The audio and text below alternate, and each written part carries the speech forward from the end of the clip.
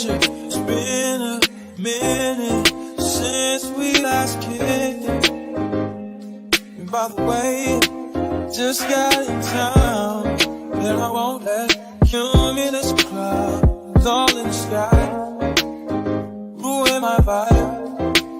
Usually I don't do this often, but since recruiting isn't an option, due to unusual rain and thunder, baby I wonder, would you just put your sweats on for me? Yeah. I got the plug, I made the call for me. I'm talking late night for you. Let me lay a great time on you. Don't hesitate, no, don't you? Just say you will. Come through and chill. Just say you will.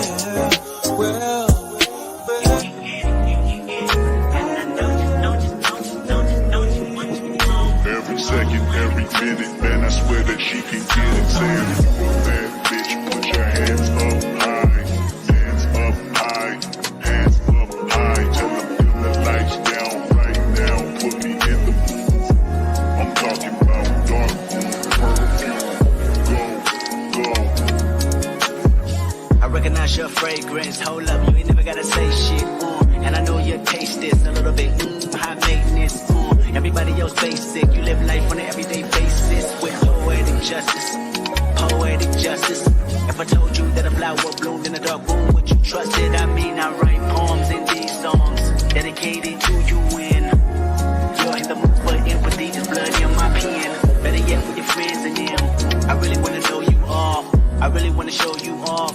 Fuck God, pour up plenty of champagne. Cold nights when you curse this name. You called up your girlfriends and y'all curled in that little bitty range. I heard that she wanna go and party. Nigga don't approach her with that Atari. Nigga that ain't good, game home is sorry. They say conversation rule a nation. I can tell, but I could never right my wrongs unless I write it down for real. P.S. You can get it.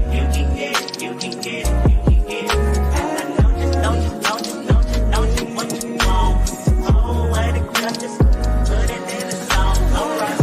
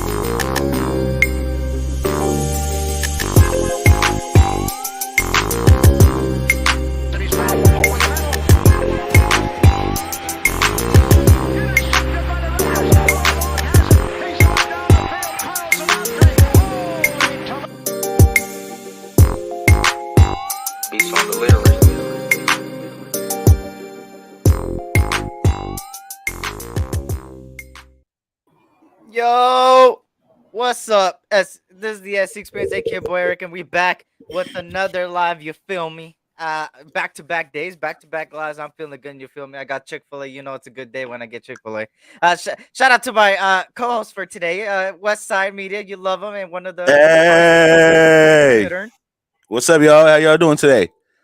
Yeah, bro. We just got bopped upside with the head with a few bricks today, bro. I'll let you tell me about it though. Hey, you feel me? There is some news, and you can see it already, man. There's some people getting placed on the IR. There's people retiring, which I have a little connecting the dots with that retirement, and it has a lot to do with coaching why he retired. I personally think it just makes sense because he looked pretty good playing out there, so I doubt it's because something. I doubt it's because of something. I'm pretty sure it's deeper. He looked fucking awful, bro. Look at that film, bro. He did not look, bro. Look. He looked terrible. Me, Stu broke down the film with us last night. He looked absolutely awful, bro. Look. He had people lining up out of position, all kind of shit, bro. Wait, who had him out of position? The coach? Blake Patrick Graham? Martinez, bro. Blake Martinez. Well, shit. You have Blake Martinez and Denzel Perryman both out there, both guys that are known for tackling machines. I don't know why you don't got a coverage linebacker out there. It doesn't make sense.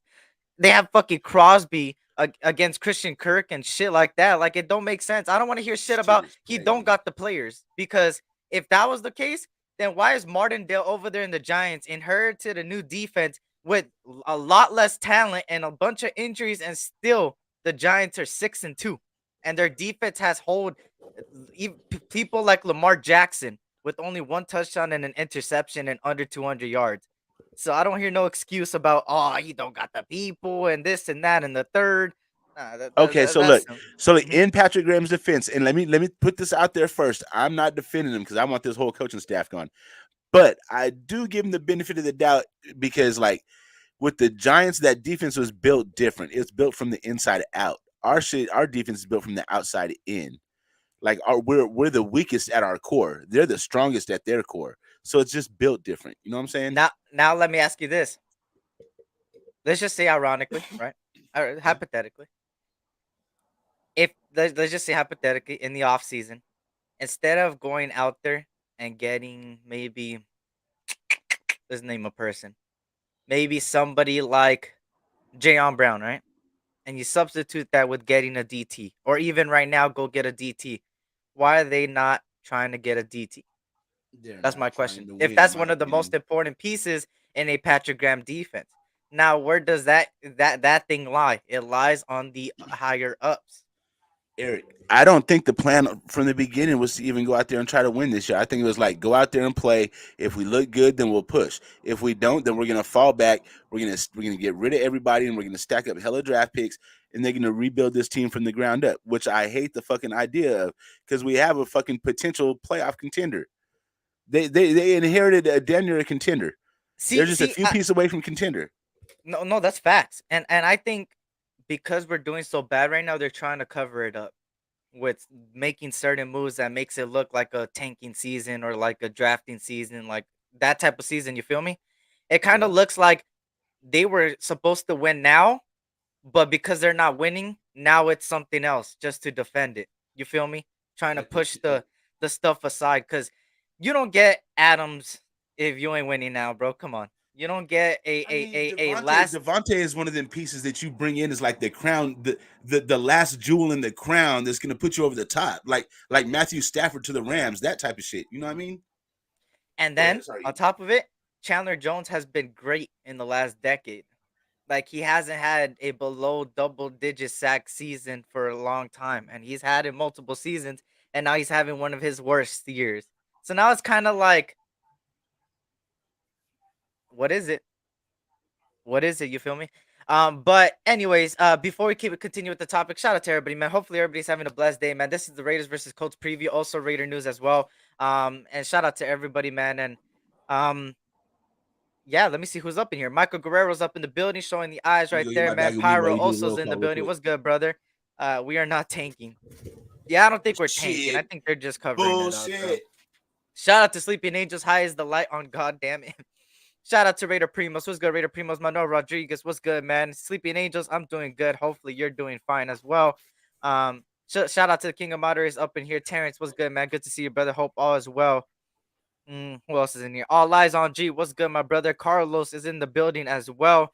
I'm trying to get to everywhere. Robert Pena, salute to you as well. Eric got to prepared his Lunchables. You already know, man. Shout out to North Cal Raider Jesse. What's good, my brother? Hope all is well. Another great one of my moderators, man. Shout out to Jesse. Shout out to the numbers as well, man. What's good? Good to see you. Shout out to Raider Wade. What's good, man? What's good? What's good? What up, Wade?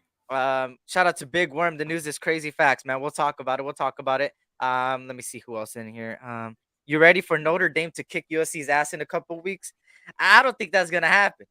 I think it's gonna be a close game, and I think USC takes it. But we'll see. We'll see what's happening. I'm going for USC in that one, bro. I can't go Indiana against California, bro. I can't. You already know who's gonna want to play for Josh McDaniels next year. Nobody. Look, Keith Sweat say nobody. Shout out to Raider Bob. It looks like the team don't even want to play for him now, bro. And I'll break it down a little bit. Shout out to the numbers. He looks bad. No cap. We are a poorly ran organization. That's 100% facts. Josh McDummy and Graham are dog shit at coaching. Yeah. Blake Martinez looks slow. Yeah, that ACL did affect him. I was kind of boosting it a little, but I mean, for him to retire in the middle of the season, bro. Says a lot. Yep, the numbers Without 50 saying is gonna anything. play Sunday. We'll check the injury report. I'll pop it up there, focusing on next season. It looks like it. Well, actually, I think the plan was to continue building and winning, and because we're not winning, they're trying to go away from it. They're trying to say, "Oh yeah, we're making it seem that we're going." They just been lying to our faces this whole They're damn just time, trying to bro. play it off. Yeah, you bring Vic Fangio, same results. Bring in Robert Sala, same results. Bring in Dan Quinn, same results. No players. Jaw Raider. Now let me give you a little bit of a facts real quick. Nate Hobbs and Trayvon Merrick, even though Nate Hobbs is injured, when he was healthy, both of these guys were top 5 rookie defenders last year. Coverage at that as well. Now, let me give you a little bit else. Hartman leads the league in the most takeaways in the past few years as a Patriot and was the finisher in cases because he always got the interception to seal the deal. Now, Jayon Brown was a top 5 linebacker in coverage in the last 5 years. Now, Chandler Jones was a top 15 pass rusher in the last decade, and most of everybody that I see in the chat, and most of the people in content creator world, said that Chandler Jones and Max Crosby was gonna be a beast as pass rush. Now that he's doing bad, out of a sudden, oh, he don't got the players. Now, let me give you a little bit more of a facts. People were hyping up Diablo, thinking that he was gonna be a superstar as well. Now, Denzel Perriman said he was working on his cover skills over the offseason and was a Pro Bowler last year. Max Crosby is 100% dog. Now, I named you more than half of the defense, and yes, Nate Hobbs is injured. Rock Yassin was top 5 in man coverage recently. Anthony Averett was a upcoming guy that was playing pretty damn well, and each year he was getting better, and it was proven with stats. Now that I gave you more than half of the defense, why is the excuse now he don't got the players out of a sudden because it's not working? Is it really the players or is it the scheme? Why did Trayvon Merrick Both. go from one of the best to one of the worst? Why did J.L. Brown look bad in this scheme than another scheme? Now, let me give you another thing. Why does Chandler Jones play one of his worst seasons of all time?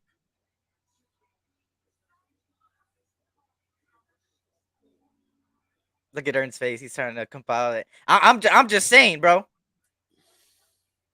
I'm just saying. I hear you. He brought in Rock Yassin for him. He brought in Anthony Averett for him. He brought in Jayon Brown. Anthony Harmon. Averett is a mid-level corner. I think we got ahead of But ourselves. look at, he brought him in because he fits the scheme. That's why he brought him in. Okay. The scheme is built on man, right? Most times he ran man over there in the Giants. He did a little bit of a hybrid with both. But look at, he talked highly about Abrams because Abram was that Jabril Peppers, that guy in the box. Didn't work out. Now, what's the one thing missing from all the things I talked about? What one position am I missing? I talked about corner, the secondary. I talked about linebacker. I talked about edges. You talked about coverage linebacker. Now, what is that one key piece in Patrick Graham's defense that they haven't addressed that they should have addressed first? That I think is the most important piece to that fucking defense is the defensive tackles. Defensive tackle, exactly. Now, let me tell you this: we've had the cap space to bring in a D tackle, but we haven't done it yet. You know how simple it's gonna be if you brought in a D tackle? They're not even trying to win, bro. That's the only conclusion I can come to. They're not trying. They don't want to win this year. Shout out to everybody, man. Let me see what people are saying. Yo, Eric, do you think we're tanking for a quarterback or defensive lineman? I don't think the job is to tank. I just think that they were supposed to win now, but because we're not winning, they're making moves to seem that we're going into the direction of drafting. You feel me? That's what they're trying to do because they've been lying to our faces since the beginning. You feel me? Yep. So shout out to Avakazi Raider, man. What's good? Good to see you, Raider. Bob, what's good? Rich, what's good? This was Eric, they can't necessarily come out and just be like, "Oh, we're gonna tank this year." Well, that too. Exactly. They can't say that. They have to lie. Shout out to Yoshi. What's good, man? Good to see you. Hope all is well. Facts 805. Let me see what 805 said. Let me see. I don't see it right here. Why is it says facts 805, but I don't see it in the chat. That's weird. Shout out to Rakers. What's good, Vic? Coaching the staff from the beginning. Me and Eric was both on the same fucking boat with this shit, bro. Neither one of us What's want up, these EJ? motherfuckers. Good to see you, EJ. Shout out to all the real ones. Derek What Carr's up, up in the building. EJ? What's good, Carr? Freddie Chavez was good, man. Um, What up, Shout out to Freddie? everybody, man. Josh McDaniels lost the locker room. That's what I think, bro. Locker Eric, we room all been seen gone. Carr missing throws the couple weeks. Yes, he has been missing throws. I fully agree with you there. Carr hasn't played a full, complete game. Get McDaniels a good quarterback. I think it is time to get a young quarterback. I just feel like that we shouldn't force the first round pick for a quarterback. I think you could get a really good quarterback in the second round. There's a lot of good quarterbacks coming here in next year's draft. A lot of people are looking at Will Levis. I hear Bryce Young, CJ Stroud. But I think the best bet right now is to get a young quarterback in the second, third round and establish a defensive tackle or a nose tackle for the future in the first round, in my opinion. As of right now, that shit could easily change by the end of this year. It could change where our draft is when we finish the season. It could also depend on the Senior Bowl and the combine and the bowl games and the Eric, something college just hit playoff. me. Mhm. These guys are not going to draft another, even if there's a really good monster defensive tackle in the top 3, which is where we're going to draft. They're not going to take him because taking a defensive tackle that high is admitting that they whiffed on Farrell and Butler. They're not going to do it. You'll be looking for a middle linebacker in the first round in this draft. Facts. That's why they didn't re-sign Denzel Perryman to extension because they have intent. In my opinion, they have intentions on addressing that in the first round this year. And Vic, the Raiders will sign Fletcher Cox. I don't think they would, bro, just because of his age. But I do Fletcher think Cox that would if not want to come over here. He's winning in Philly. yeah, that's facts. But if the Eagles do let him go, because you kind of look, the writing is on the wall for Cox over there and pause in the Eagles. Like they ended up drafting Jordan Davis, so it kind of Yeah. is like, here's Fletcher Cox. We're gonna bring him. They gave him a 1-year contract. Hey, be the veteran present for Jordan Davis, but after this year, we're gonna let you go, brother. We got our future D tackle, nose tackle. They played it right. The Eagles are one of the best teams in the NFL right now, and they have a first round pick next year. Yeah. And it's a top 10 pick because of the Saints doing bad. Hey, you know what? I'm not opposed to us taking that approach with Derek Carr, but to say we're gonna dump Carr this year because we have a window, and we're gonna bring in a stopgap quarterback, and then we're gonna draft another quarterback. I don't think that's the best approach. I'd rather keep DC and let a young quarterback learn under him. That's kind of like the 49ers approach, what they did with Steve Young and Joe Montana. Facts. And if Shout you out have to 2 Van good City. quarterbacks on the roster, then even better. You got 2 good quarterbacks on the roster. Shout out to Van City. Since McDaniels lost the locker room, who stays and who goes? I think McDaniels and Graham stays. I think a lot of these players are leaving. It sucks that the players are getting a low You see why everything that people give me, right? Like I said, I personally don't watch press conferences because I think it's a waste of time. They feed us bullshit. But people have been sending me very, very, I guess, interesting clips. And I try to analyze it and context clues. I'm the type of guy to go very, very deep into a little bit of puzzle Read pieces between the and put it lines. together, right? So Yeah. when you hear these press conferences between players and coaches, they're saying two opposite things. And a lot of blame is getting thrown around without being directly to it. If you pay Yeah. attention to what Adams and Carr is saying, Carr don't even want to speak. Renfrow don't want to speak. Adams actually called it out that the organization and the players got to execute.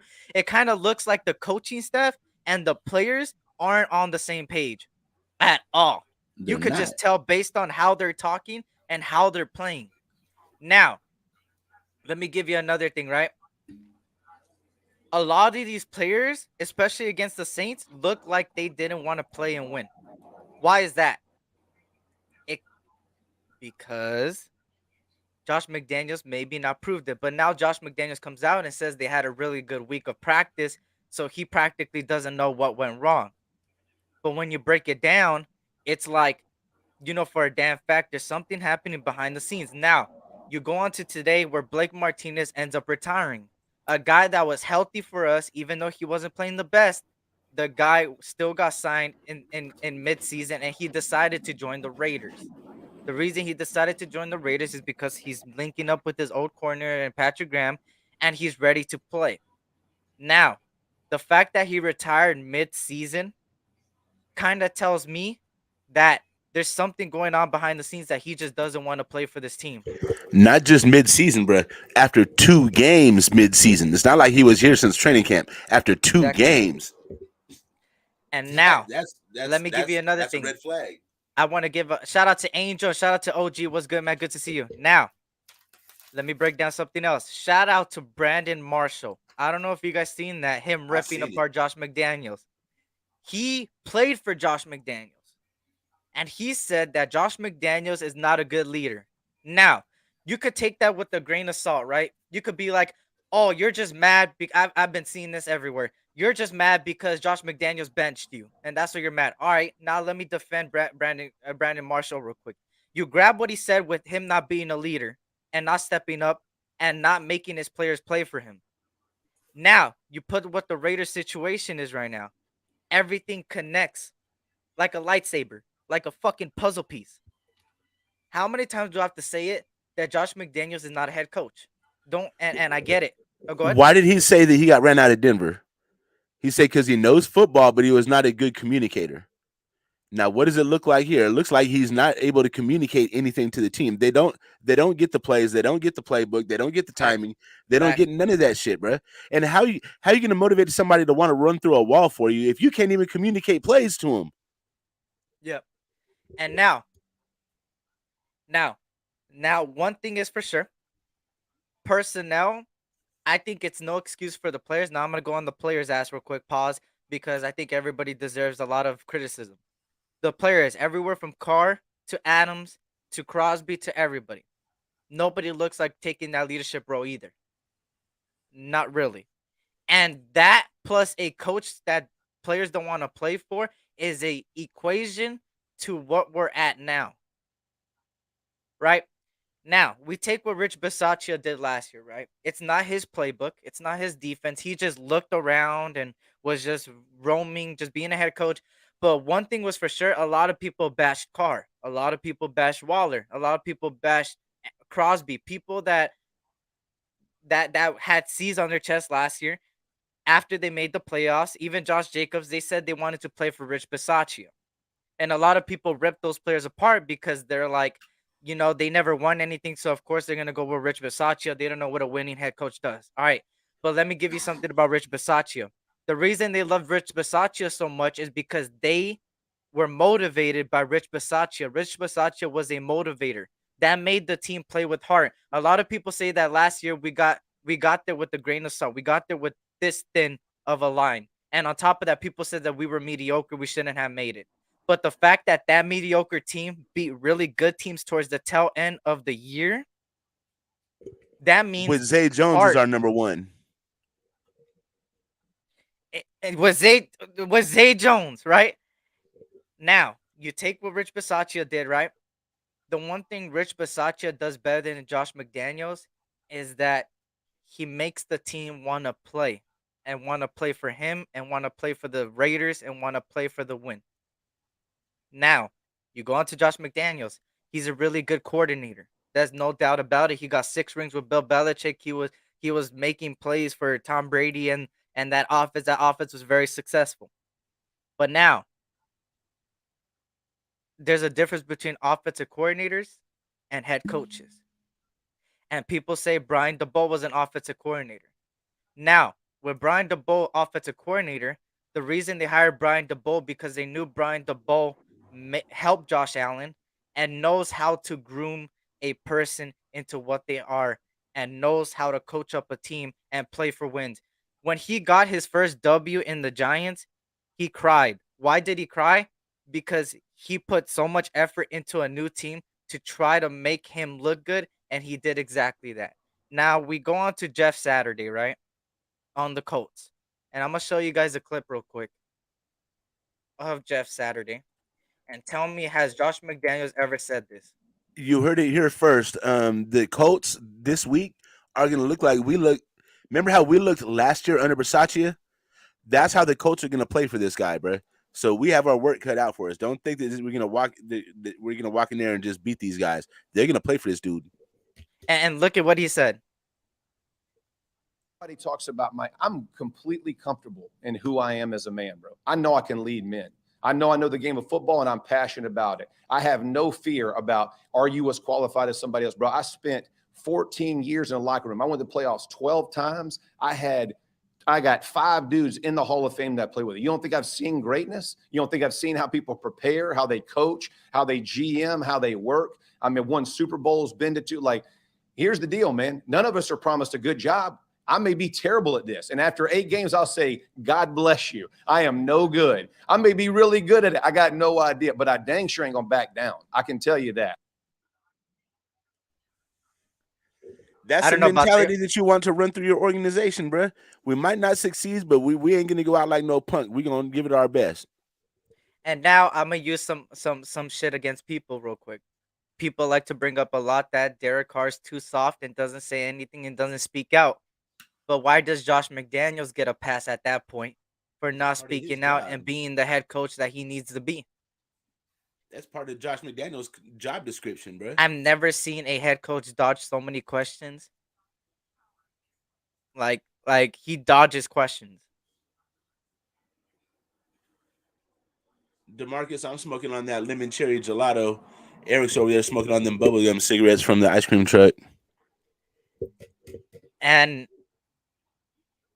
why Rich Bisaccia was so successful in those last 4 games is because all he did was make them play for the team, make them play, say, don't give up. With our team, they look like they give up, bro. What up, Prezi? What up, Prez? Good to see you, brother. So, I'm not going into Sunday saying we're going to win this shit, bro, because it's hard to determine if this team, what team we're going to get, right? Are we going to get a team that they did against the Texans, or are we going to get a team against the Saints? And at this point, it kind of sucks that we make a lot of moves in the offseason and we have so many high expectations. And then now that we're doing bad, everybody is trying to make an excuse for those expectations why it didn't work out. And I feel like that's not how it should be. I feel like we need to call out for what it is.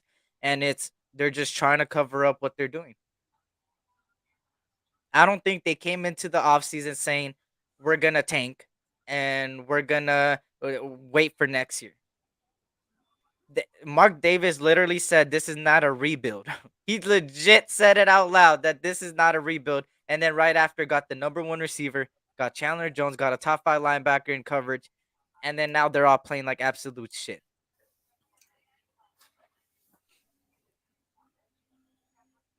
I just think that there's a bigger problem in our hands than what we expect. We could blame Carr, we could blame Chandler, we could blame Crosby, we could blame anybody, we could blame Josh McDaniels, we could blame Patrick Graham, but at the end of the day, we keep making the same mistake as we have since 2002. I broke that shit down yesterday.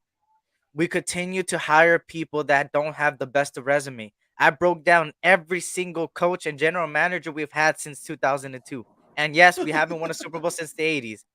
But I can name you some right now for the people that missed it yesterday. And you could go back yesterday. Dennis Allen. Fucking Jack Del Rio. Who else? I'm trying to think now. Fuck Lane the fucking Kiffin, college fucking Hey, guru, but not fucking Lane Fast Lane Kiffin. Remember that was what Lame they was Kiffin. calling I'm gonna him. call him Lame Kiffin. Lame Kiffin. Lame Kiffin. Nigga, Dennis, the Menace Allen. we had Joe Bugle. We've had Norv Turner. We've had God. Don't even give me fuck. Bro, we brought back Art Shell after him not being in the Art NFL for a long fucking time. We shell brought in of Tom yourself. Cable as an interim coach, did horrible, and still made him a head coach. Tom Cable. And then we brought back a name like John Gruden, thinking that was gonna solve world problems. I ain't gonna lie. When we brought back John Gruden, I was all with it because I was like, bruh, we getting Chucky back. We about to return to greatness, bro. And honestly, I think if them fucking emails when they came through, you might have been able to do something. You know what I mean? He had the team, like, it was turning around, taking that nice little dip, and that trajectory was turning for us. I don't know.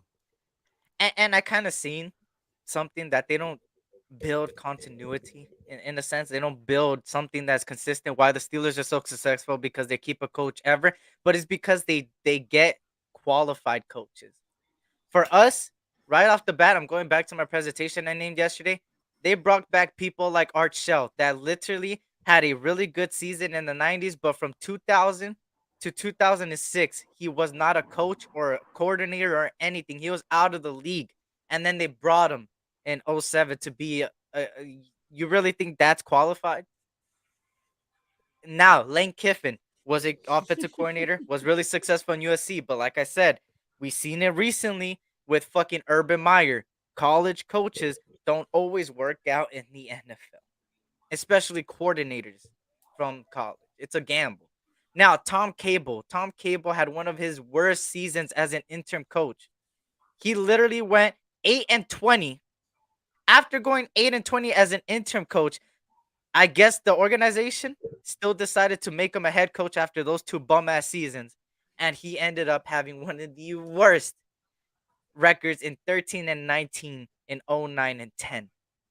So now you see a trend with a lot of these people. We're giving opportunities to people that are not proven in their resume. Josh McDaniels is a offensive coordinator. He's proven that he can be a head coach in Denver. Mark Davis took his word, right? He took his word and said, "Okay, you said you said that you learned from Denver. Okay, I'm gonna give you a chance." Yep, yep. There you go. Sure did give him I a see chance. Nate. Not funny, bro. That's what the Raiders need to on their staff. Go get Tom Cable to beat the living hell out of the line. The owner is the one who hires them. And there we go. Thank you. Super Hood tailgate featuring the RNDC. Now, you just made me go into that topic. Who hires them? The RNDC, Raider Nation defensive. I don't know. Whatever. The owner is the one who hires him. Owner is the one who hires. Well, the owner is the one who hires the president, who hires the GM, and it goes down. But ultimately, if you go up the chain, it ends at Mark Davis. So technically, you're right. But I don't know if he, like individually hires each person on everybody's staff. I don't know I if that's the way forever it will goes. be grateful for Al Davis. Rest in peace. I will be forever grateful because he did a lot of success with the Raiders. He shoved the NFL into their faces, pushed them to the wall, and made this for what it is now. But something that Al Davis in his end of his life, towards the end of his life and the beginning of Mark Davis era, something in common is that both keep making the wrong decisions for the game, for the team, for that. Hey, Terrence, Icy Nate is Thor. Wait, where? Oh, Raider Nation Drinking Club. It's fucking yeah, it's Oh, Thor. that's Thor. Yeah, Oh, okay. What up, Thor? above your head. Pause. What? He said there was letters above me. Where the fuck the letters? The fuck? I'm so confused. I don't know. I'd give Davis a pass if he didn't know about the tank, but he's perfectly backing these guys. Yeah, it is what it is, right? But on to some news today. Uh, Waller and Renfrow are placed on IR. That's great. Um, damn, this motherfucker dying. So I know what Ern's gonna say. Oh, my thumbnail. Those are some really I good expect letters. that. I expect this shit out of fucking I Darren appreciate it. Serta Sleeper Waller. I expect that shit out of him. I expect this shit out of Hunter Renfro, bro. I'm I severely appreciate it, disappointed. Michael. How much is Hunter Renfro making? Anywhere making like something like Darren Waller. You just got an extension. They both just got extension. And they're both injured. So that's $2 million a game we got sitting there. Out of fucking.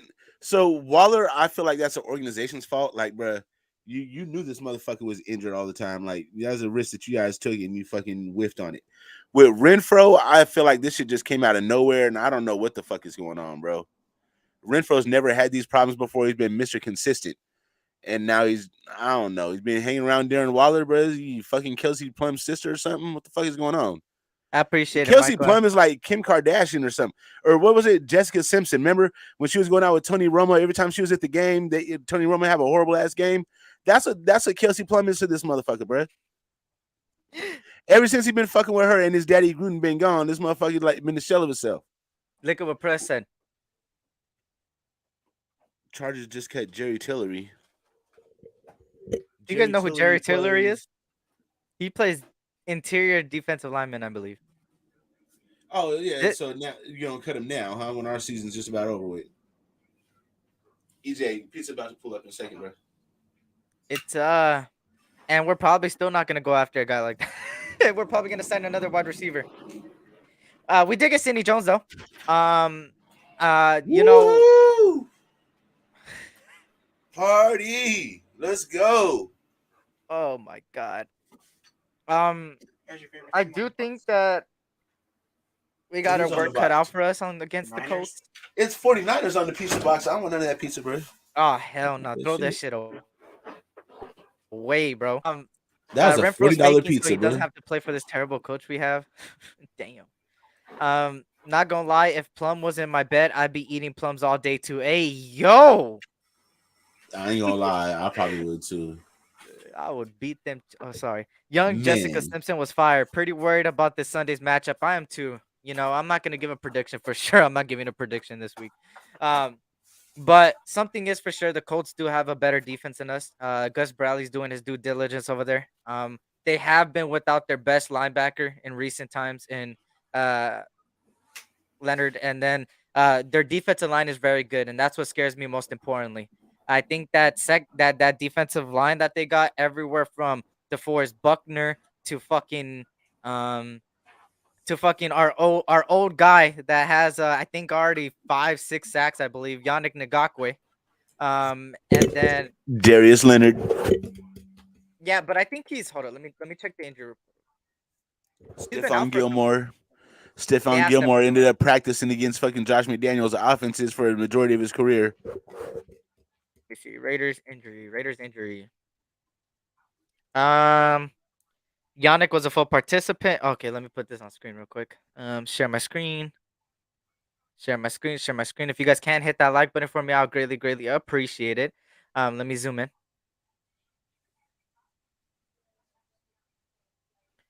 So Darion Butler has a hip injury, has been limited, but I think he got activated to the active roster. Derek Carr is a full participant with his back, so he's ready to go. Keelan Cole is a full participant as far as Thursday, which is today. He looks like he's a go. Blake Martinez, of course, retired. Denzel Perriman did not participate on Wednesday and was limited, and he has hips or ribs, so that's something to monitor. Another Hunter Renfrow and Darren Waller both got placed on IR. Speaking of the rest. Now, Indianapolis Colts has a lot of people on there. Mo Alley Cox, which is their tight end, did not participate all week. Tony Brown, one of their corners, I think their third string corner, is limited as far as today. Stephon Gilmore became a full participant, is a go.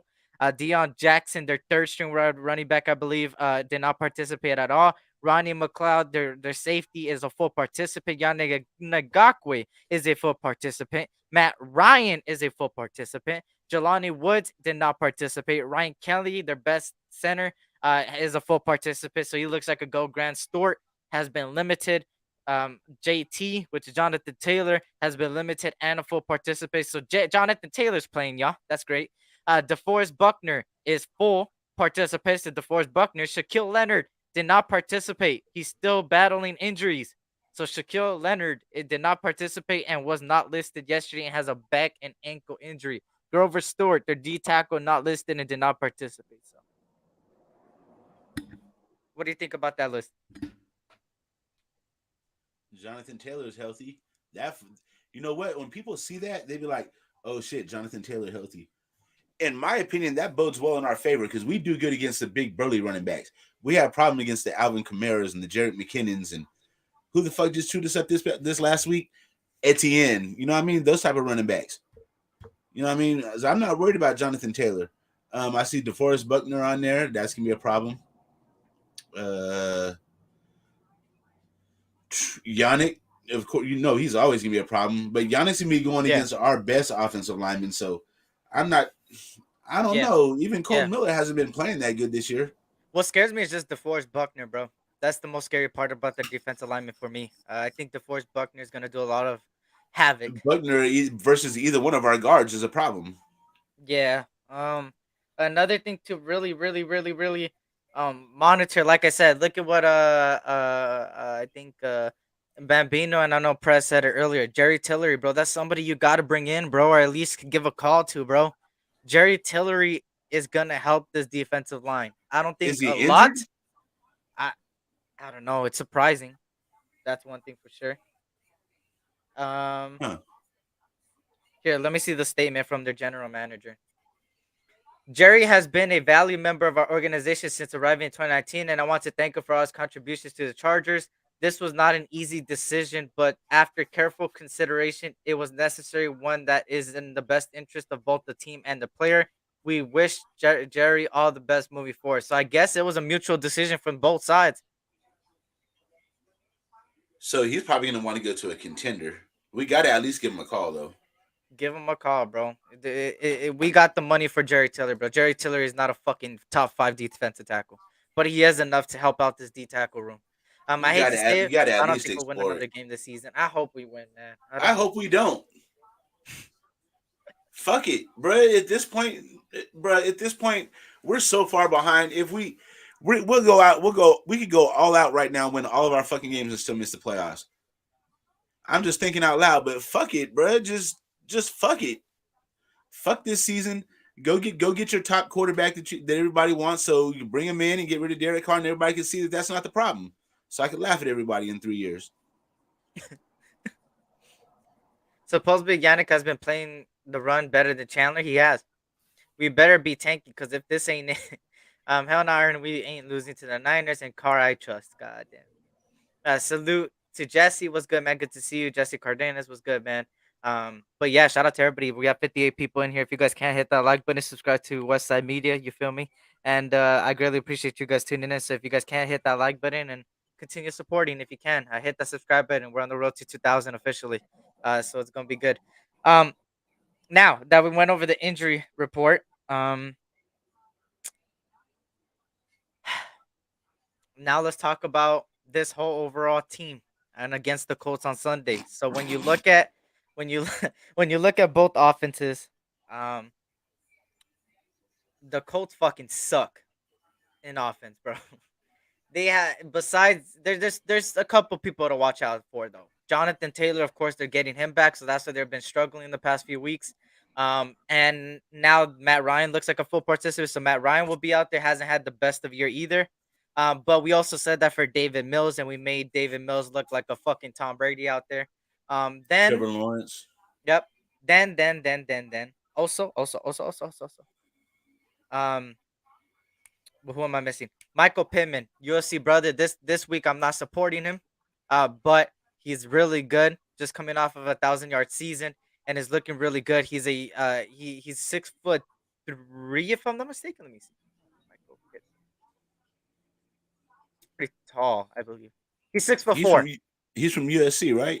Yep, 6'4" guy. This is his stats of the year, and we'll compare it to Devontae Adams. Michael Oh Pittman. shit. Pittman stats. And Michael Pittman did miss out, I think, a game or two. So far in the season, he's had 54 receptions, 550 yards, 10.2 average, had 29 being his longest reception, and only a touchdown. Last year, in his second year in the league, we had an 1,000 yard season with 6 touchdowns, and 57 being his longest touchdown.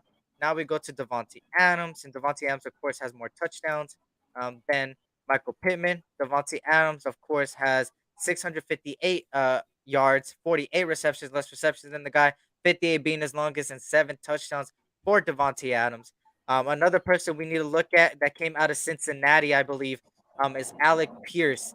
Alec Pierce, I loved him coming out of college. He's been a guy that I said was underrated next to George Pickens, and both of those guys are balling out and they're significant. Alec Pierce is one of those guys that could easily beat you over the middle. He's one of those mid type of wide receivers as far as the middle goes. As far as Michael Pittman, we know what he could bring to the table. Now, Mo Alley Cox is not the biggest of top 10 tight ends, but he looks like he might not be a go. He's been limited all week. They also have Jelani Woods, which came out of Tennessee. And he was really good. He was a fast ass.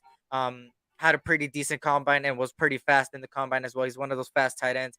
Their rookie over there. So, and their offensive line is of course good. So they got a pretty good offense. For our side, we of course got Devontae Adams, Darren Waller's out, Renfrow's out, that means Matt Collins, Keelan Cole, Foster Moreau. We just signed Jacob Hollister out of the Packers. We had Hollister over the preseason. We let him go. He got picked up by the Packers. We took him back. Hollister is one of those best blocking tight ends that we gained. And then Horsted is a pretty good catcher. So what do you think about these two offenses, Ernie? Who do you think has the edge? They have the edge. They have more confidence going in. I don't know. I don't know. I don't know. I was just sitting here thinking about how I don't know anything with this team anymore. I just don't know. If you guys can't hit that like button, yeah, I I don't just know. I don't wanted to know. say that they have more confidence because we have none. But bruh, their coach just got fired. So it's kind of hard to say that. If we lose to this team, it's officially a wrap.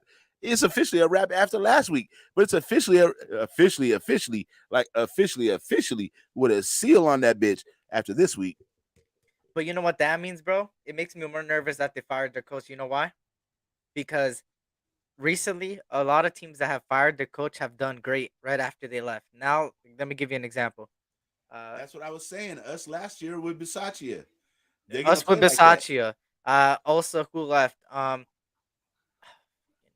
This is baseball, but the Phillies. They made the World Series with firing their coach in the midseason. That's Their true. manager. Now the Colts look at Jeff Saturday. We make fun of Jeff Saturday, but the way he was talking, he knows that he has something to prove, and that sounds like a motivator to me. That's the same thing with Rich Bisaccia. He was a motivator, and sometimes you need those motivators. And shout out to the bots from the NFL. Shout out to you. But yeah, so like Angel said right here, I also believe that on paper we do have the edge. But oh, and how can I forget Josh Jacobs, a fucking workhorse? Josh Jacobs is a fucking beast. But on paper we do have an edge, but on the field we always fuck it up, bro. We Bro, can have a 17-point lead, even a 20-point lead in the first half, and we ain't guaranteed shit. that too. Carolina fired their coach, gave up their pieces, and still beat the Bucks. Even though the Bucks are going through turmoil, but the fact that the Carolina Panthers, after firing their coach, beat the Bucks is crazy. Did you see that play with the Panthers and DJ Moore and their fucking quarterback, that bomb play in the end zone at the end of Yeah. regulation to get to overtime? I just seen that shit today. I was like, that shit's fucking amazing, bro. Well, see, it's already almost the end of the first quarter, and Philip Walker, which is the starting quarterback for the Panthers, and Marcus Mariota both have less than 60 yards combined in the first quarter. What? Marcus Mariota has 36 yards with one carry for 3 yards of rushing, and Philip Walker has 2 for 4, 19 yards. They're running the fuck out of the ball. And even then, Cordell Patterson only has 6 yards. Yo. Yo.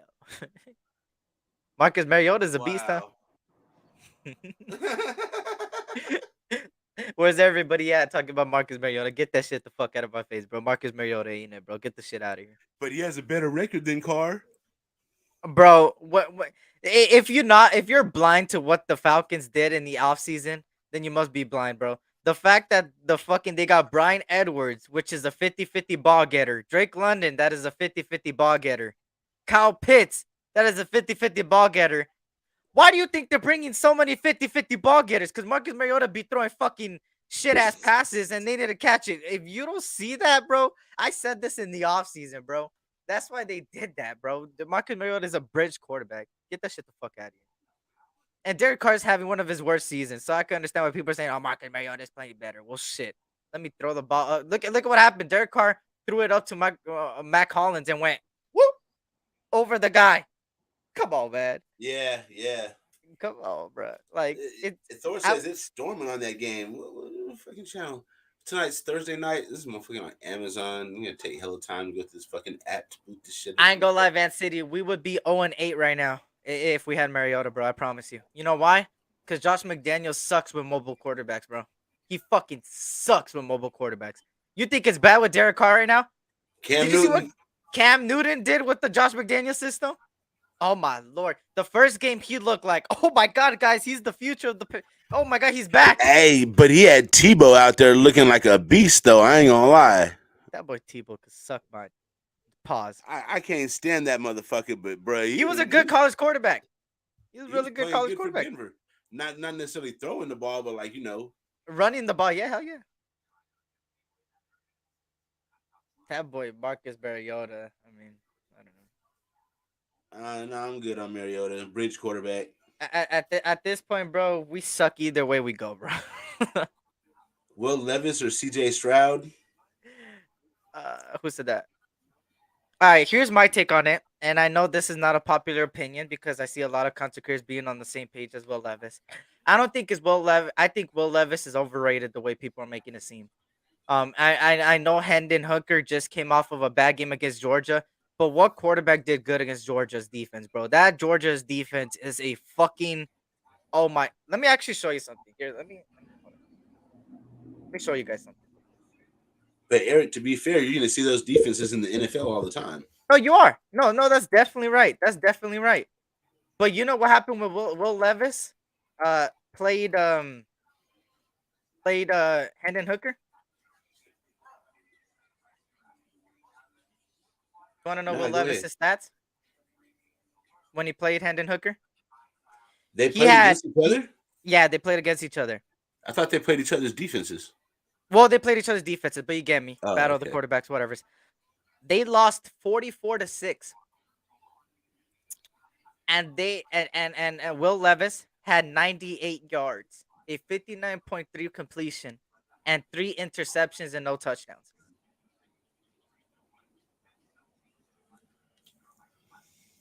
That's against Tennessee. Yeah, Now, do that shit against the Raiders. They're gonna be at your house with pitchforks trying to get rid of you. now Hendon Hooker. I don't know about having a quarterback with the last name Hooker, bro. I can't Mark wear his Davis jersey, got his bro. Hooker. God damn. But see, the problem with Hendon Hooker is that he's 25. That's 24, and then he's gonna be 25 entering the league. So that's a big problem. I wish he was younger, bro, and that's why I'm a little bit hesitant with Hendon Hooker, bro. Even though I want him, and I do think he's better than Will Levis. It's just that age, bro.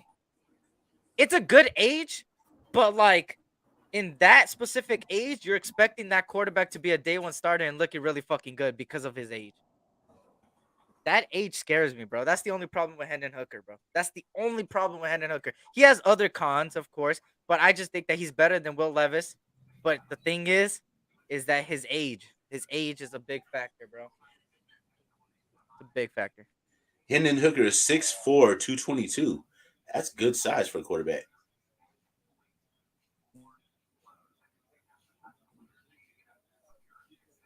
I ain't gonna lie, Cane Town. I totally disagree. Like I said, I know mine's not the popular opinion, bro. But I mean, I'm glad somebody agrees with me, right? I see Nate say Hendon Hooker is better than Will Levis. It's just the age is a big factor with it. The age is the only thing that's making me go away from Hooker and maybe taking a gamble on Will Levis and having him there to be groomed because of the age. The age is a big factor. And Bryce Young is like 5'2", so I don't want Bryce Young, bro. Hooker was born in 1998, January 13th. Yeah, he's older. I told you, he's 24. That's the only thing keeping me away from Hooker, bro. That's the he's only 2 years older than a regular wait, he's how old? 24? He's 24. He's 24. He's only 2 years older than a regular college graduate. That's not that bad. But yeah, but you know, 24, he might be a little bit more mature. Yeah, no, that's true. That's true. But there's a lot of good quarterbacks in the draft. Like I said, right now I could go only based on what they have done up to the season this year and the past few years and how they've leveled up. But at the same time, it's gonna change easily by the end of the season, bro. Like I said, last year I kept changing my board because people kept impressing, not impressing, looking good, looking bad. And I ain't gonna lie, I'm not gonna toot my own horn for a guy that is not an official scout for an NFL team or college team. I did pretty good at scouting, man. I'm gonna Terrence. What did Terrence say? Terrence. I saw that. I was speechless. Good one, T. That's a hella good one, T. Bro, that's fucking crazy. Avakazi, it's Hendon Hooker. It's from Tennessee, boy. But that's funny, bro. Bro. He's yo. SC is bigger than Bryce Young. What the fuck does that supposed to mean? But like I said, it's easily gonna change. SC's a tall midget, and he's bigger than Bryce Young. All right, you got me fucked up. What the fuck is a tall midget? That just means you're a really short person, bro. That means you're not quite a midget. You're a little bit taller than a midget. So you're just a tall midget. You know what I'm saying?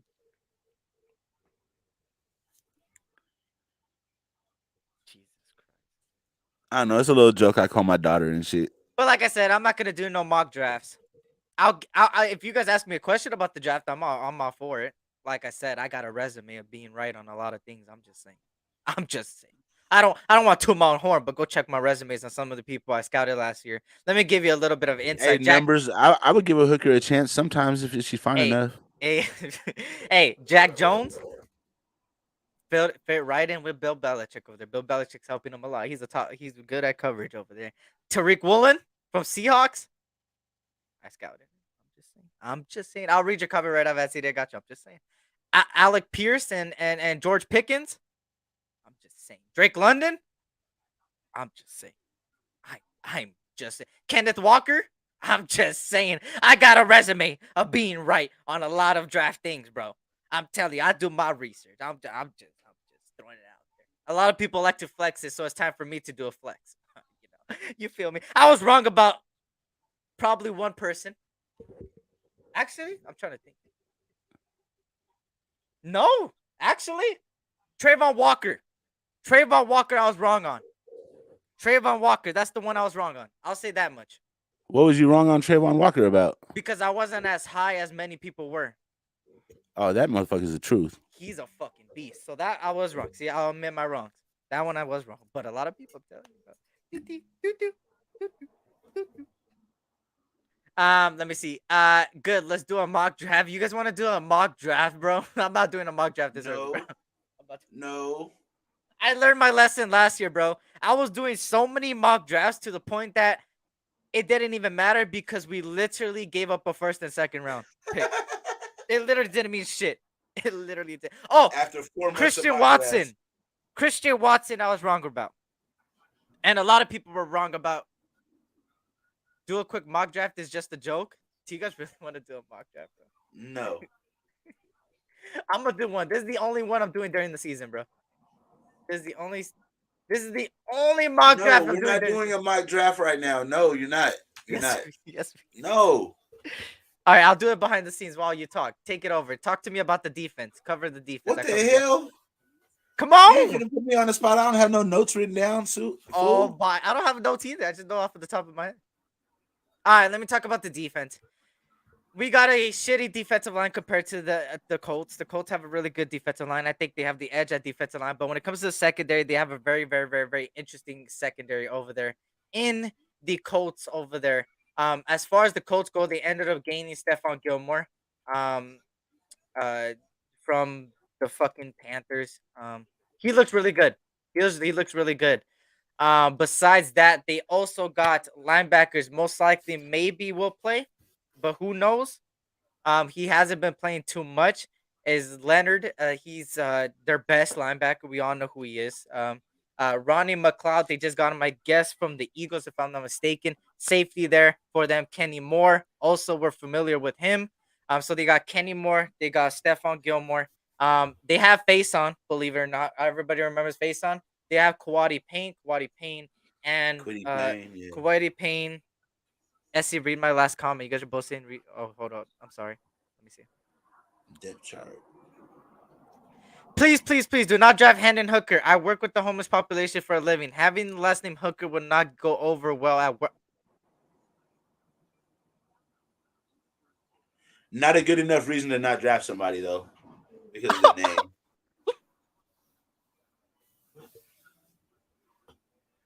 Yo! Yo, what the fuck? What did Melon say? Oh, shit. What did Melon say? He said, read my last comment.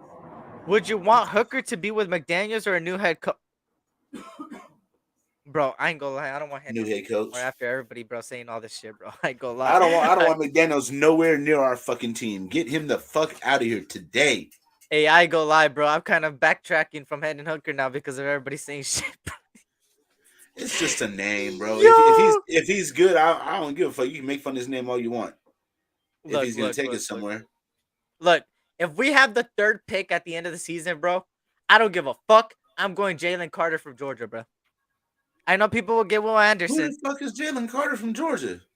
arguably the best defensive tackle in the draft from They're Georgia. not going to take a defensive tackle. That means they're going to admit that they fucked up on Farrell and Butler. All right. If you want to admit that they're not wrong, all right, you go Will Anderson then, the edge off of Alabama. But then that wouldn't make sense because you just have Chandler Jones on a 3-year deal, bro. So now And there's he's a lot locked into this 3-year So at deal. this We point, can't you even can't do even anything go wide about that. receiver, bro. You can't even go wide receiver either, bro, because the next best thing is Jackson Smith from fucking Ohio State, bro. So at this point, you got to go all the way down to the next best thing, which is a cornerback from Kelly Ringo. But I wouldn't go a cornerback in the first round in top 10.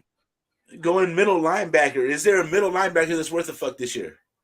Well, right now on my Noah Sewell, there's Trenton Simpson from Clemson.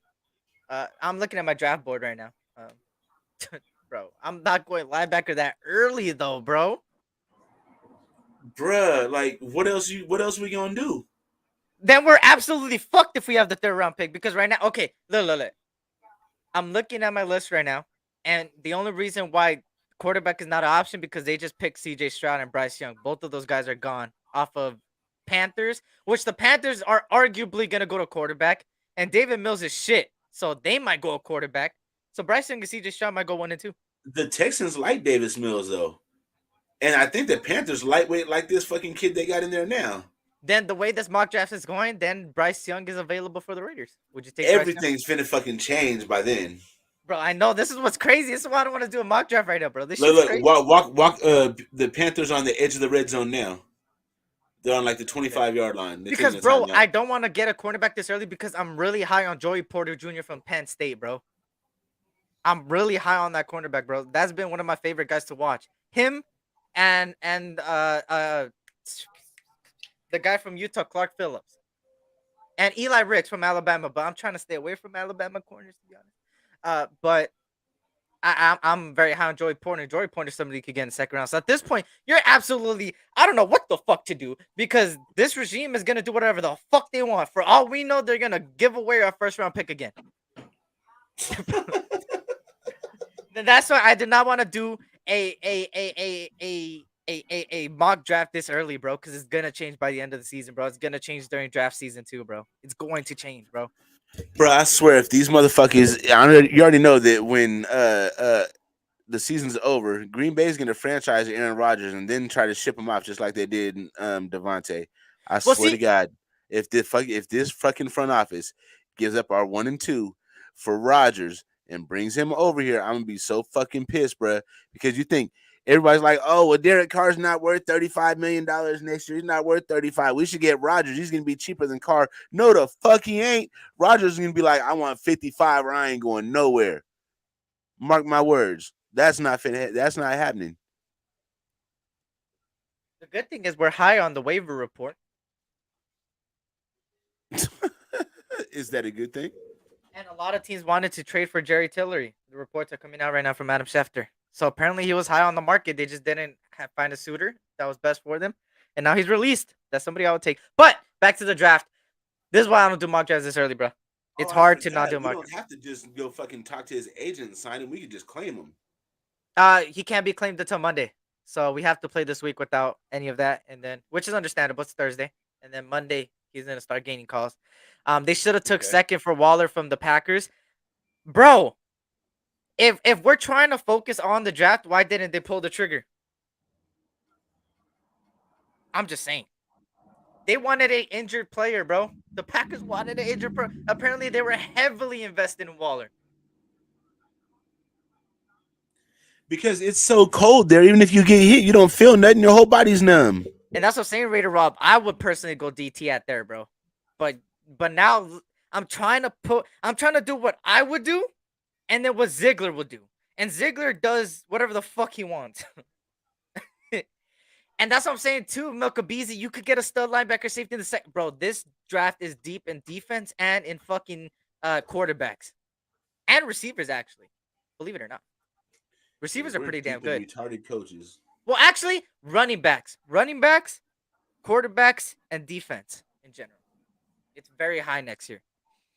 So I would go defense first round, bro. But people are not gonna like that. People want a quarterback in the first round. Me personally, I would go quarterback in the second or third because there's really good quarterbacks, bro. Trust me, there's so many good quarterback talents, bro. So many that you could get second, third that could easily be groomed for a little and then take the starting job by next year mid-season and look really good, bro. I promise. I promise you. I promise.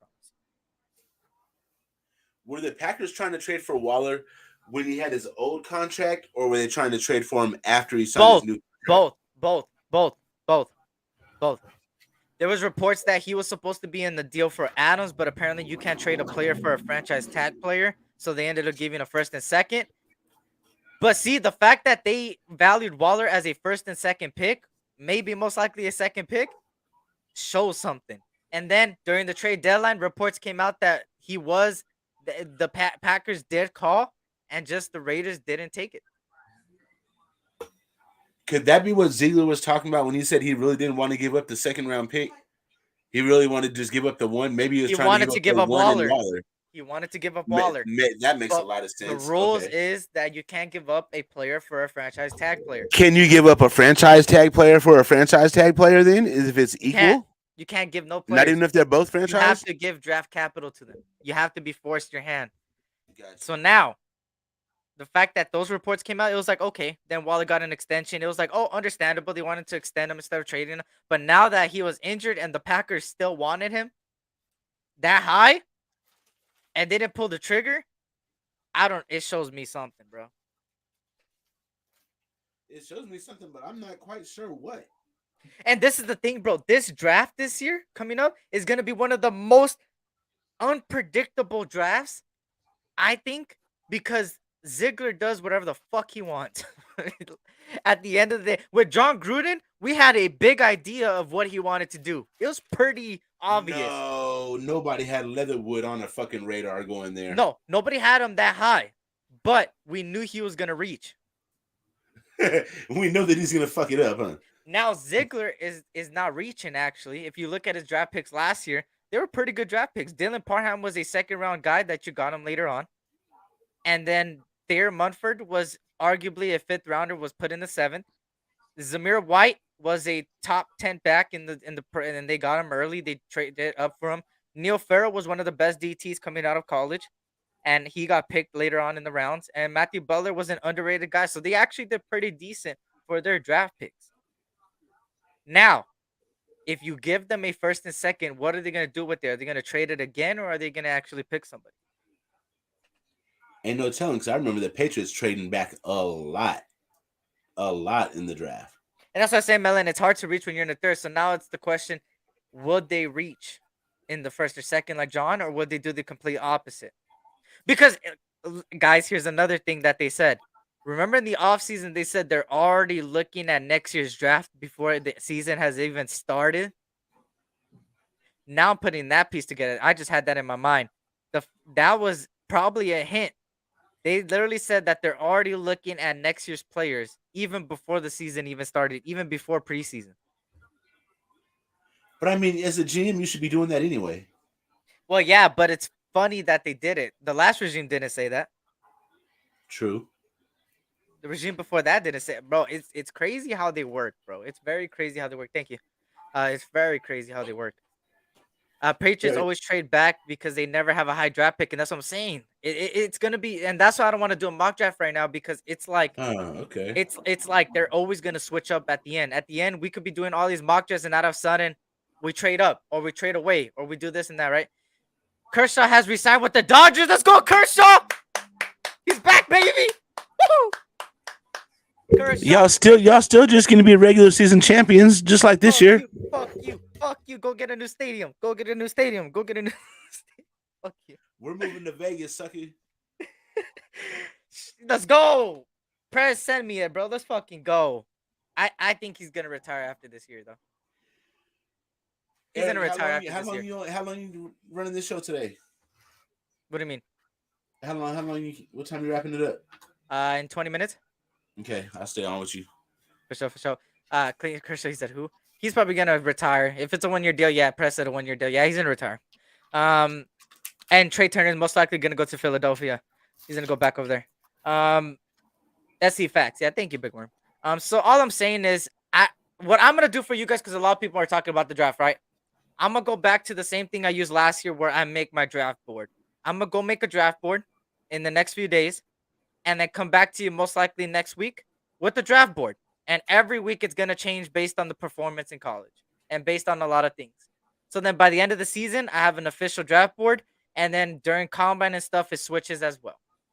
Um, and that's what I'm gonna do. I think that's better than doing a mock draft for me. I think making a draft board, having my players on the list, watching them play, and seeing what they could do. Right? They should draft their quarterback, traded Adams or Waller. Draft defense. They should draft their quarterback, trade Adams or Waller. I don't think they're gonna trade Adams. I don't think so. And I think Waller would If most they likely let go be of dealt. DC, they're gonna have to trade Adams. No, that's a package deal. You think Adams will leave if Carr leaves, bro? It's not going to be just because Carr leaves, but that'll be the cherry on the cake, though. The cherry on the Sunday.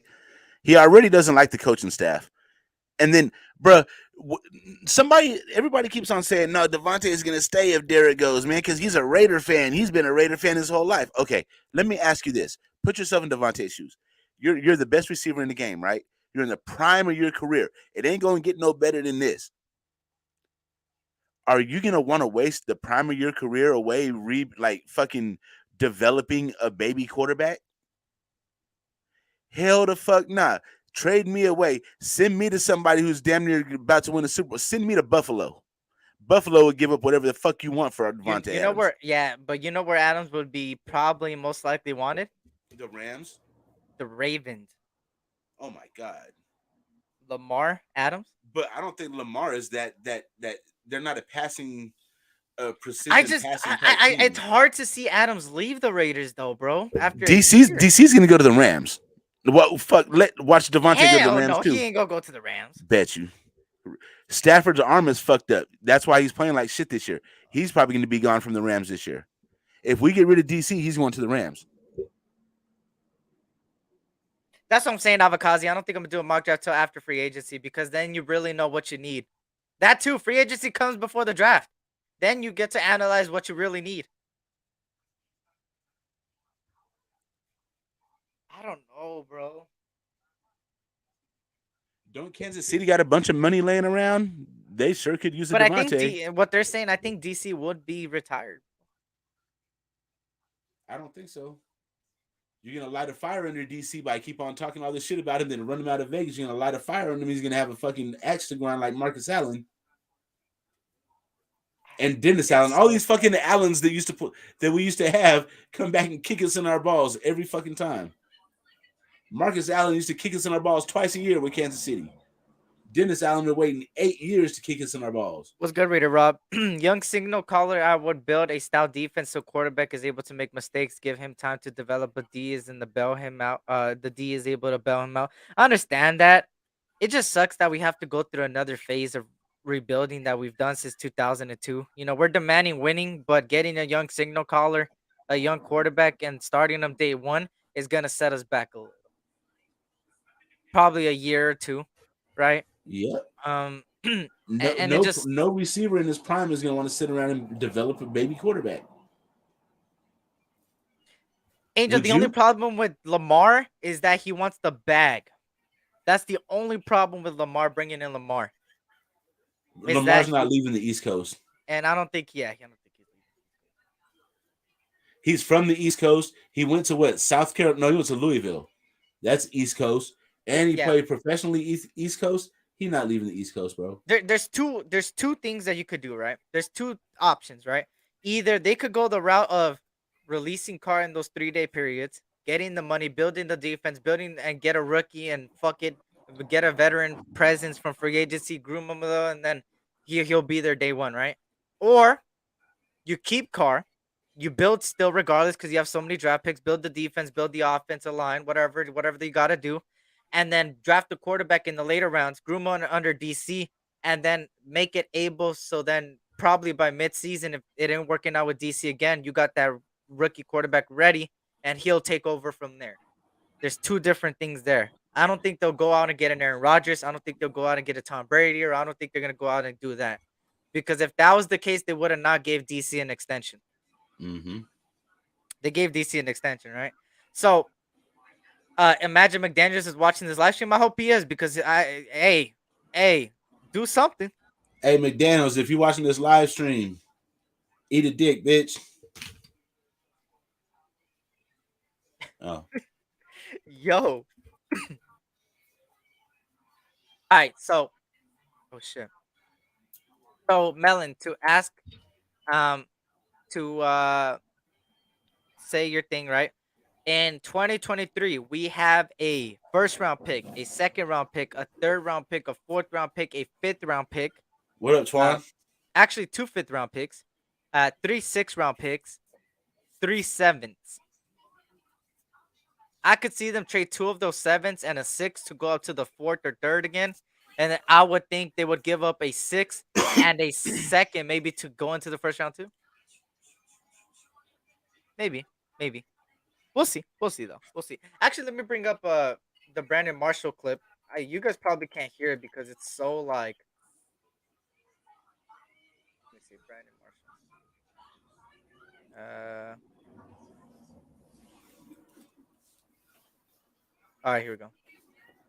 I don't know if you guys could hear it, and I'm sorry if you can't hear it, but let me know. Let me share my No, screen. we can't hear it. Okay, I have it. Motherfucker. If you guys can't hit that like button for me, I'll greatly appreciate it. All right, back to this. Back to this.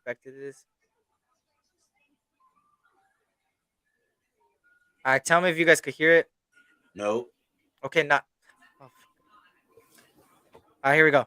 Action. Some of these players are more qualified than some of these things.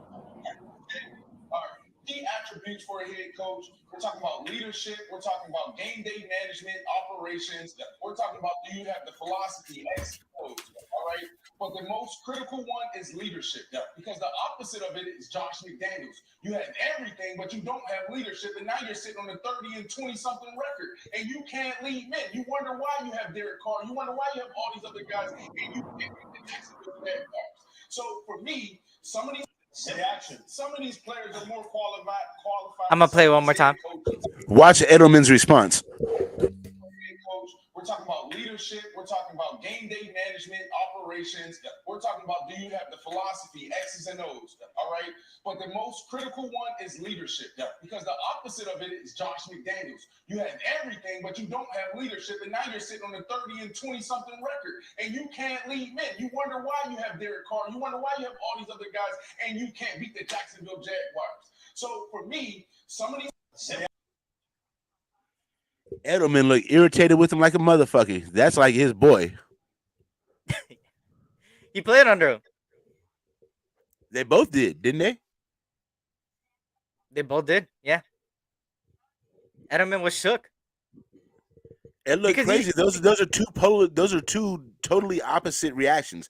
One saying basically fuck this dude, and the other dude's looking at him like, motherfucker, I ain't with this shit. But see, if I'm not mistaken, Brandon Marshall played under McDaniels when he was a head coach. I believe so. In Denver, right? Am I mistaken? Right. Okay. Am I mistaken? Hold up. Let me make sure. Let me make sure. Somebody make sure I'm right about that. I'm trying to make sure. Let me see. Marshall didn't play in New England ever, did he? He played in Denver. Jets, Bears, Broncos. When did Josh McDaniels coach the 2011? Oh, then he was after 2011 or 12? Not sure which one. No, Brandon Marshall was there when. Yeah. Now let's put the pieces together. Julian Edelman played for McDaniels when he was an offensive coordinator. Brandon Marshall played for McDaniels when he was a head coach. 2 separate reactions. Edelman's like, what the fuck? And Brandon Marshall is saying that he's not a leader. And yeah, exactly. Think about what Brandon Marshall is saying. He's not necessarily talking about the football X and O's. He's talking about being a leader of men. As an offensive coordinator, your job is not to lead men. So he never really had to do that when Edelman was under him. That connected the pieces. He played for him as a head coach.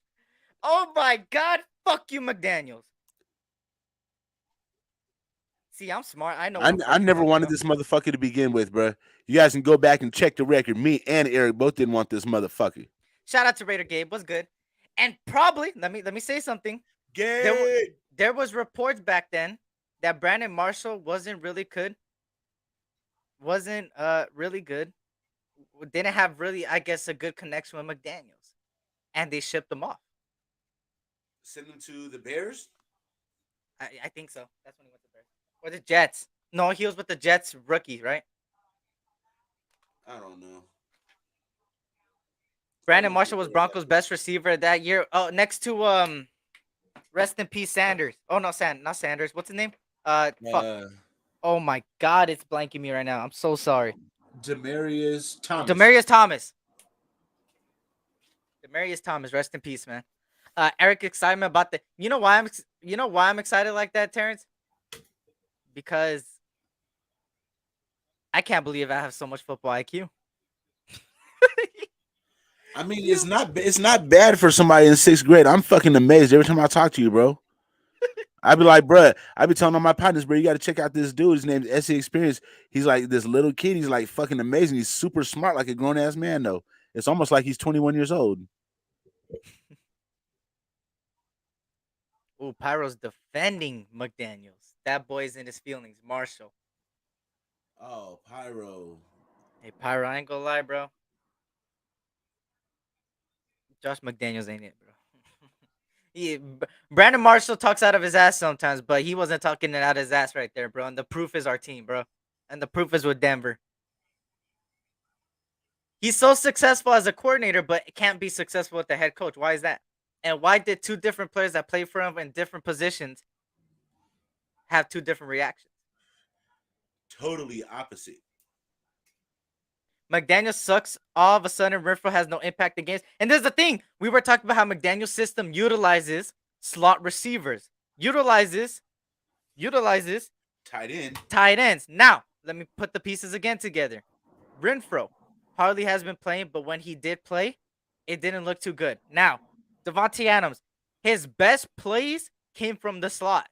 Why isn't he being ran a lot in the slot with crossing routes and stuff instead of just making streaks? I forgot. Pyro hates Carr. He said Coach Killer. We signed 3 players today. Yeah. Jacob Hollister. Hollister, the blocking tight end. I believe Sidney Jones. We signed him yesterday, I believe. We had him a couple of days ago. Yeah. But today, I think we activated people instead of signing people. Let me see. Let me make sure. This season's done, bro. It's a done data. Okay, here we go. We got Reggie Ragland. No, we didn't. Yes, we did. 4 hours ago. Ragland, a lot better than fucking Blake Martinez. Hopefully, 29 years old. Motherfuckers out of position. He played for the Giants. This is like the replacement. Middle linebacker from Alabama. Bolton. I remember. Curtis Bolton was activated. Jacob Hollister was taken from the Vikings practice squad. He originally signed with the Raiders, and my bad, I said the Packers earlier. It was the Vikings. Blake Martinez was retired. Luke Masterson is expected to start. So we got a guy out there that balled down in preseason that I'm looking forward to looking at. And Devon Diablo returns from IR. And yeah, Foster Moreau is gonna end up playing. Hunter Renfrow, of course, is out, so he's out for a minimum of 4 games. Him and Waller both. And yeah. I like the Reggie Ragland thing. I wanted us to draft him when he came out of Alabama, but he hasn't really panned out so much in the NFL. Hopefully he'll come over here and do good. Hey, that's facts. That's facts, Pyro. That's facts. I get you. Some people be OD, but I ain't gonna lie, Pyro. A lot of these guys, you've seen it on Twitter and Instagram and social media. A lot of people that are coming after Carr and coming after the Kardashians are like fighting with themselves because literally, I don't see many. Like, it's very rare I see anybody defend Carr, bro. It's very rare. So it's like they're fighting within themselves, and I'm just sitting here like, you're fighting with yourself, bro. Like, it's like you're hitting yourself with a pillow. I'm done. I'm done with defending Carr. My thing is like, bro, he's gonna be here next year. You guys can sit here and bang the fucking table and rant and rave and all that shit all you want. He's not going nowhere. What? Hey, yo! What the fuck? McDaniel's a bum. I'd rather watch Eric and Hammer have a twerk on. Hey, yo! Pause. Bruh. What the fuck? Bro, I'm going over to YouTube. I'm gonna put this motherfucker on timeout. Fuck no, we're not doing that shit. There, timeout, motherfucker. Yo, hey, I didn't time you out. That was all him, bro. God, I damn, didn't time him hey, out. I'm just talking yo, shit. But he should get timed out. Mike, get him. hey, Hey, yo. make Mike G a mod, bro. He's the funniest mod ever. He'll kick everybody out that's talking shit about Carr, bro. No. No, he won't. He's a mod on Ben shit. We be having hella fun sniping people. Julio Jones is spitting. Saturday super food for show. Full up G for show. Hey, by the way, Aaron, we're doing a show Saturday. I forgot to tell you. I'm pushing it We're to doing it Saturday Saturday? because we Oh, got a because lot your motherfucking ass can't be up on Sunday, huh? of low key, bro. Tricking off on motherfucking Figaro all Hey, Saturday but night there's a and shit. UFC fight on Saturday, so there's a lot to talk about. Fuck Who's fighting? you. UFC Adesanya. Pereira. Me and Gabe have a little bit of a bet going. We're Who's going he fighting? so he's fighting Pereira. So Gabe and me. Here, let me just give everybody. You know what? Go crazy. I don't give a shit at this point. Go crazy. Everybody go crazy. Michael, please, Michael. I'm gonna give you the wrench, Michael, because you have been a day one. Now do me a favor. Do not time out anybody that talks shit about Carr, because I will take that wrench away from you. Mike, just time him out when I tell you. If I say get him, get him.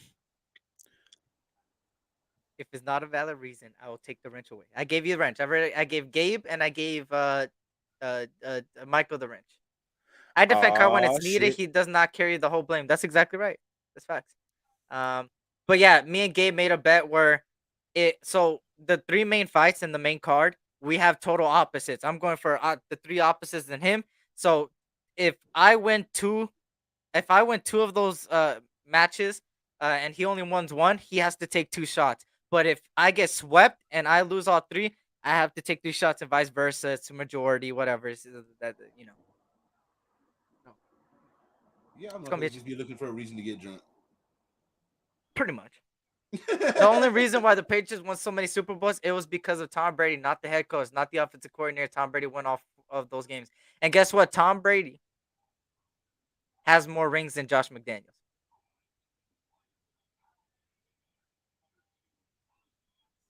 I think he does. Wait. What year did Josh make dumbass get there? Wait, hold on.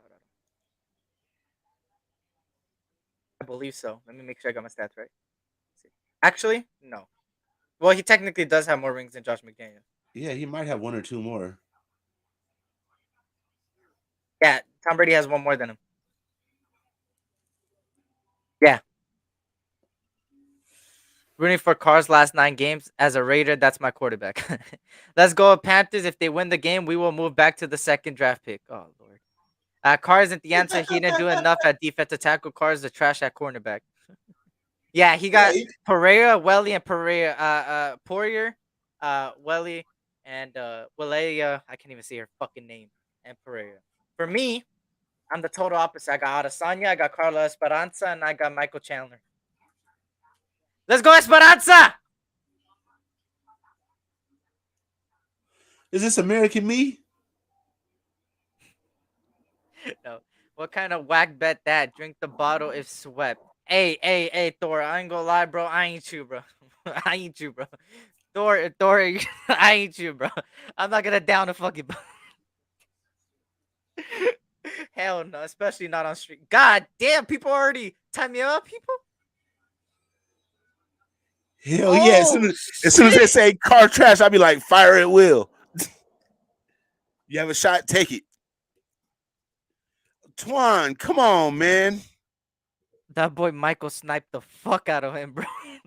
Who'd he get? He got 7.528 for saying that we're gonna move into the 2nd draft pick. I told you Mike, you're gonna go crazy. Come on, Mike, bro. Come on, bro. Mike, relax. I know you just had to test out and see if the rifle works. It works, bro. It works. It works. Yo. Hey, Terrence. I think you're blocked, bro. I think you're blocked by that person because I'm looking at it right now. He got sniped. Man, it says 37528 toes backwards. Fuck, yo. Mike got a hair trigger for real. I ain't even mad at it. Hey. If anybody gets sniped by my mods, don't be mad at me. Keep supporting. I appreciate it. Dante? Shout out to Coach Dante. What up, man? If you guys can't hit that like button for me, this was the start of the Mike's reign of terror. SC, what have you done? I don't know, bro. That's what she said. Trigger finger itching. I know, right? Um, but Mm-mm-mm. yeah, if you guys can hit that like button, we're about to hit the 1 hour and 30 mark. What do This you is mean where if I gotta they go. can? It ain't that hard. Hit the motherfucking thumbs up, man. Y'all know what to do. Stop the bullshit. Hit them shits Yep. for my boy. You So know what I I'm did a saying? back to back live. Whoop whoop whoop whoop. Back to back live, and I'll be back Saturday. Unless Ern wants to change it to Sunday, then I'll force myself to wake up. It's up to him. I'm down for whatever, bro. You know what I'm So saying? Saturday, I know other people have shows. I have to go look at the shows that are gonna go on because some people usually go on. I see Gabe right here in the chat say he's gonna go live, and I'm pretty sure he'll go live. What time? Would you go live, Gabe? 4:20 or early show? Let me know. I usually do mine in the early afternoon. You already know, but if you're gonna do it in the early afternoon, I'll easily switch it. Well, I mean, me personally, I'll easily switch. I don't know about Aaron. We'll easily switch it to Sunday if anything. I'm good with So whatever. and then Come on, yeah. bro. Hey, you know what? Hey, you know what, Twan? I got a sniper rifle too, bro. You better stop. God damn. But look, shout out to everybody, man. Hopefully everybody have wake and bake. All right, for sure. Oh yeah, you did it What early what last time. what time wake and bake, motherfucker? You did it early last time, and I didn't even get to watch it. I remember I missed it. I was asleep. Oh, wait, he talking about Saturday? Yeah, he Saturday. did He it to probably gonna wake say and he bake. probably gonna say 10. Watch. But yeah, hey, these letters though, man. Hey, you like them? Look at these letters. I'm so happy of these letters, It was bro. fresh. It was If you fresh. guys remember my old thumbnails, like you'll know he did some fire thumbnails for me in the beginning. But when I did my own in the beginning, oh my god, they were garbage. My thumbnails were the things I made was horrible, bro. Hey, you know how to get Key to help you with your thumbnail? Do a garbage one and send it to her. She'll be like, I'll help you, I'll help you, I'll help you. Key shows me, bro. Key started, bro. Key is the reason why the S experience, bro. She literally started off the good thumbnails, and then my thumbnails were garbage in the beginning, and then I learned from her, and now look at it. That's dope. I didn't really trip off until you pointed it out. That's pretty dope. Shout out to Terrence for showing me something about them letters, bro. Now I could change the colors and shit and stuff. See what I was saying, y'all? He might be in the 6th grade, but dude is fucking brilliant, bro. He's fucking genius. Hey, we're moving up, man. We're trying to hit 2K, and also, like I said, charities coming soon. Charity lives. I know I don't got a big enough following, but I know something is for sure that we all come together for important things that are bigger than football. So stay tuned for that. Hell All yeah, Eyes gets, bro. I like always give All Eyes some credit, bro. Everybody knows that All Eyes. He said, "Fuck me, LMAO, JK." Everybody knows what All Eyes brings to the table, bro. We all know. He did my 21 year. But actually, if you guys go back, actually, look at this. Look at what I'm about to give you credit, bro. Relax. All right, I always give you credit practically every live, motherfucker. Look, let me look at my channel. Give me a second. Where is it? hey, we could do without all the singing and shit, bro. We could do without that. Fuck you. Fuck. Mike working on his tool bag. I don't know. I don't have nothing y'all- against All Eyes. Who's y'all MVP front runner this year? That was a thumbnail made by All Eyes. I said it when it was That's my dope. birthday, but that's just dope, bro. That's dope as fuck. But yeah, All Eyes helped me a lot with the thumbnails that they are today. So shout out to All Eyes. Also Terrence. They're two of the work behind the scenes. And some people in the chat, I've told them about them behind the scenes too. So don't worry, I've been giving credit. All right. I probably give more credit to a lot of people more than other content creators. I'm just saying. Atlanta's getting boobop so far, 13-3 halftime. So yeah, 8:20. Then I think Dirty Low goes live at 10, and then I'll go live after Low. There we go. Look at that. Look at that, y'all. Back to back lives. There you go. 3 of them on Saturday. Got a triple play Saturday morning. Pew pew pew pew pew pew pew. But yeah. So on that note, y'all. Ern, let them know where they can find you. Jesus. You can find Ern ducking me on Madden. Man, you can find Ern playing a fucking PS4 version of Madden on PS5, looking stupid, trying to play everybody, and then it's just not compatible. So, if y'all want to start a GoFundMe to get Ern a PS5 version of Madden, I'm playing. You can find me at Westside Media. I was thinking about if I was just going to go in on somebody's mama, but I ain't, fuck Hefe's mama today.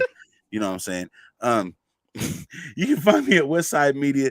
You can find me at all the homies channels. You know what I'm saying?